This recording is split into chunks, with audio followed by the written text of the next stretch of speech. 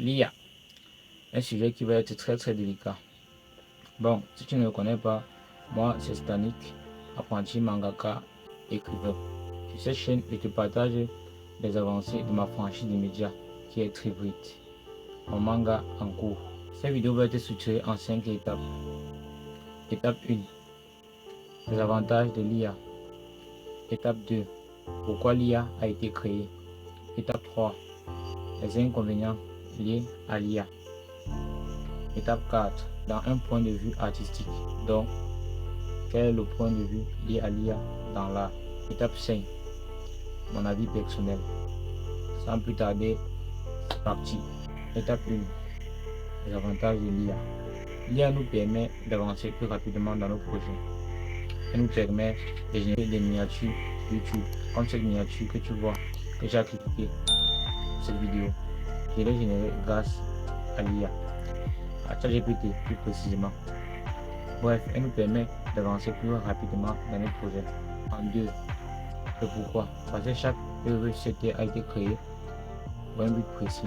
Ça peut être pour un but positif ou négatif. Je pense que l'IA a été créée dans le seul et unique but d'aider les hommes.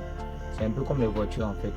La création d'origine, c'était de faciliter le déplacement de l'homme en fait, de nous rendre le trajet plus facile et plus agréable. Mais ça n'empêche pas certaines personnes d'utiliser ces mêmes voitures pour commettre des meurtres, des braquages. Donc chaque chose sur cette terre, dès le départ, a souvent été créée avec de bonnes intentions. Et maintenant, l'utilisation de cette chose qui dépendra de l'opinion que les autres portent envers cette chose. Je ne sais pas si on se comprend. Par exemple, elle accentuera la paresse chez certaines personnes.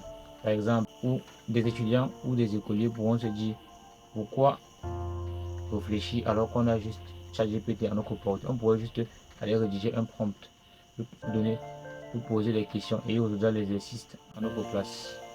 Et parfois, moi-même, cette idée m'a traversé l'esprit, mais je me suis demandé que est-ce que d'un point de vue humain ou moral, qu'est-ce que ça m'apporte en fait? Donc, qu'est-ce que ça m'apporte dans le cerveau? Est-ce que ça me permet d'être une meilleure personne demain? Qu'est-ce que ça m'apporte? Ça me permet d'évoluer? Je me suis dit que non. On verra ça plus en profondeur dans l'étape suivante. En 4, d'un point de vue artistique. D'un point de vue artistique, l'IA en fait enlève la véritable valeur de l'art, selon moi.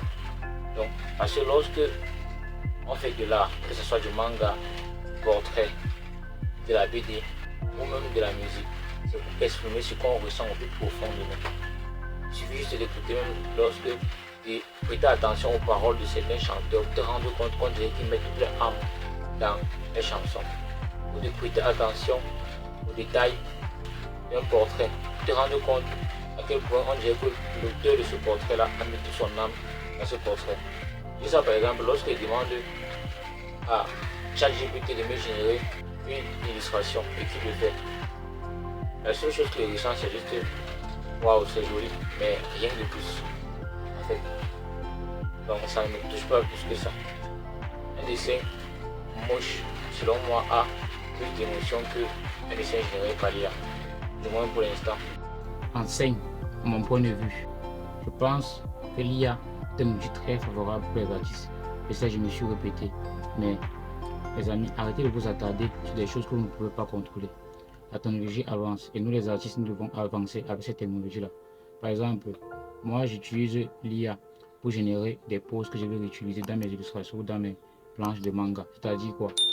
La majeure partie des professionnels analysent les poses avant de les dessiner pour comprendre comment ça fonctionne, pour pouvoir tourner cette pose en 3D.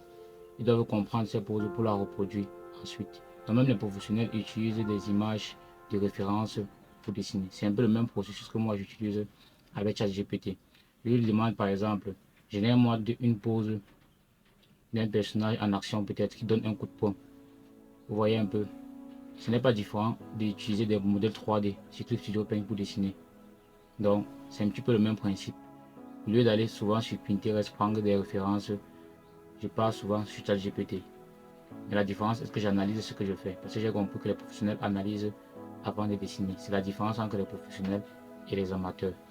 Donc s'il vous plaît, essayez d'avancer avec la technologie. Si vous ne voulez pas utiliser, tant mieux pour vous. Mais ne déversez pas votre colère sur ceux qui utilisent l'IA. Voyez un peu, je pense même que il y a les artistes qui seront même remplacés par l'IA seront ceux qui ne sauront pas utiliser l'IA. Apprenez à l'utiliser. Le but n'est pas que vous le laissiez faire, vous laissez faire l'IA tout à votre place. Mais sachez quand même, informez-vous.